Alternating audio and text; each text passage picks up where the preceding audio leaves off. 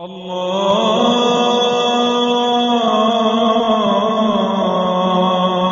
أكبر الله أكبر بسم الله الرحمن الرحيم السلام عليكم ورحمة الله وبركاته. بسم الله الحمد لله والصلاة والسلام على رسول الله وعلى آله وصحبه ومن والاه وبعد. یہ اللہ تبارک و تعالیٰ کا فضل اور اس کی رحمت ہے کہ اللہ تبارک و تعالیٰ نے ہمیں دین اسلام کی تعلیم و تعلم کے لیے چن لیا، دین اسلام کی درس و تدریس کے لیے پسند فرما لیا ہے۔ اللہ تبارک و تعالیٰ ہم سب کو اخلاص اور استقامت نصیب فرمائے اور وہ تمام فضائل اپنی خاص الخاص رحمت سے عطا ہیں جو علم سیکھنے اور سکھانے کے بیان ہوئے ہیں، جس طرح کے پیارے پیغمبر علیہ الصلاۃ والسلام نے ارشاد فرمایا، من سلک طریقا یلتمس فیہ علما سہل اللہ لہ بہ طریقا الی الجنہ، جو شخص علم حاصل کرنے کے لیے جس راستے پر چلتا ہے تو اللہ تبارک و تعالی اس کے لیے اس کے ذریعے سے جنت کا راستہ آسان فرما دیتا ہے، کیونکہ جب ہم دین اسلام کا علم حاصل کریں گے، عقائد کا، ایمانیات کا، عبادات کا، معاملات کا، تو اللہ کے فضل اور اس کی رحمت سے اس پر عمل بھی کریں گے، ہماری عملی زندگی میں نکھار اور خوبصورتی آئے گی، نتیجتاً اللہ تبارک و تعالی کی رضامندی کی طرف گامزن ہوں گے، گناہوں سے، رب العالمین کی نافرمانی اور بغاوتوں سے اجتناب کریں گے، جہنم کی آگ سے بچ جائیں گے اور جنت الفردوس میں اللہ کے فضل اور اس کی رحمت سے داخل ہو جائیں گے، اور یہ بہت بڑی کامیابی ہے۔ دیکھیے، دینی مسائل کو دو حصوں میں تقسیم کیا گیا ہے، دینی مسائل کو دو حصوں میں تقسیم کیا گیا۔ ایک حصہ ایمانیات کہلاتا ہے، جسے ہم عقائد کے نام سے موسوم کرتے ہیں، دوسرا حصہ عبادات کہلاتا ہے، جسے ہم اعمال کے نام سے جانتے ہیں۔ اب اس بات کو سمجھ لیجئے کہ دین اسلام میں عقائد جو کہ عقیدے کی جمع ہے، عقائد، اس کو وہی حیثیت حاصل ہے جو انسان کے بدن میں ریڑھ کی ہڈی کو ہے، ریڑھ کی ہڈی کو ہے، اور اسی طرح درخت میں جڑ کو حاصل ہے۔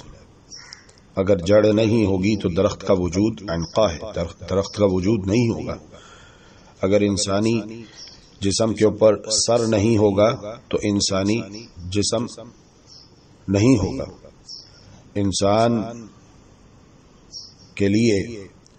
جو مقام اور جو حیثیت سر کی ہے، اور انسانی بدن میں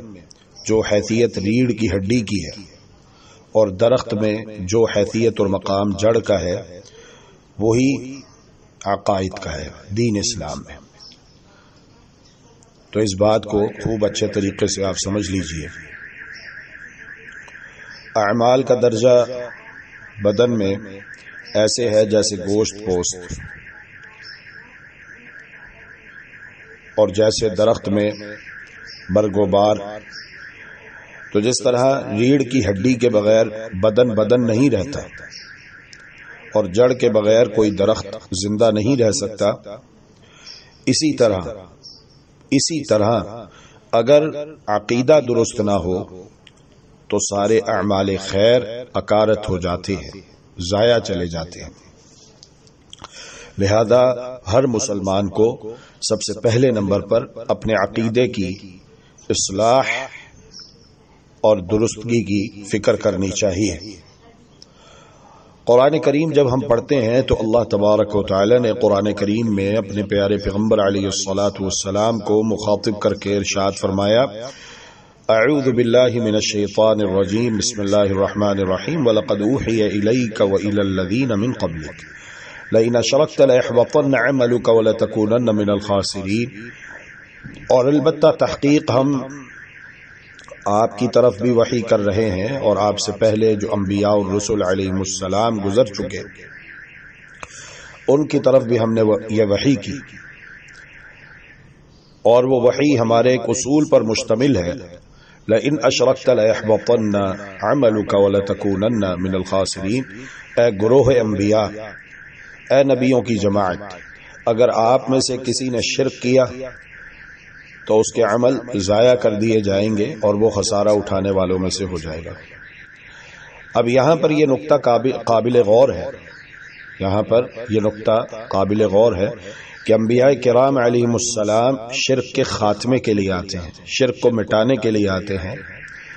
حضرات انبیاء کرام علیہم السلام سے شرک کا صدور ممکن نہیں ہے کہ وہ شرک کا ارتکاب کریں، نہیں، وہ تو شرک کے خاتمے کے لیے آتے ہیں۔ لیکن اللہ تبارک و تعالی نے تو انبیاء کرام علیہم السلام سے شرک کا صدور، شرک کا ارتکاب ممکن نہیں ہے،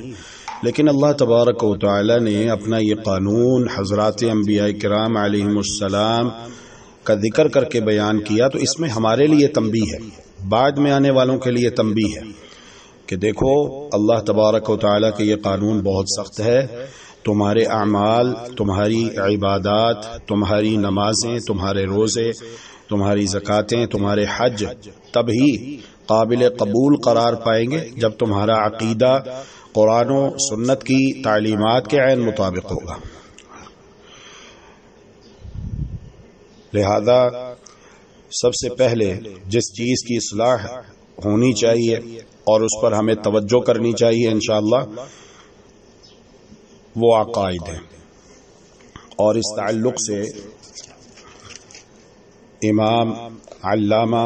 حافظ ابن احمد الحکمی رحمہ اللہ رحمتا واسعہ کی بہت ہی زبردست کتاب ہے اعلام السنت المنشورہ لاعتقاد الطائفة الناجیة المنصورہ،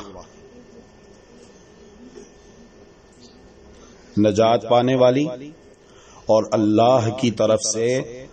تائید حاصل کرنے والی جماعت کے عقائد، وہ جماعت جو نجات پانے والی ہے، کامیاب ہونے والی ہے،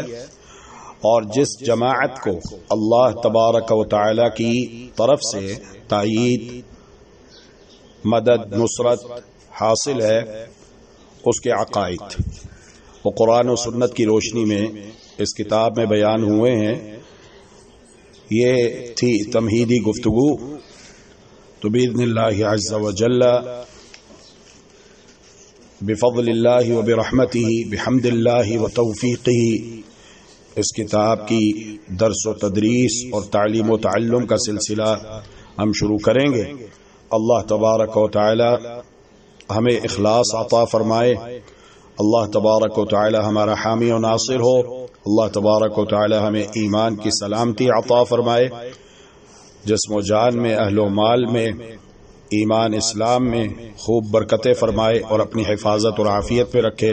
اللہم آمین برحمتک یا ارحم الراحمین، وصلی اللہ وسلم علی نبینا محمد وعلی آلہ وصحبہ۔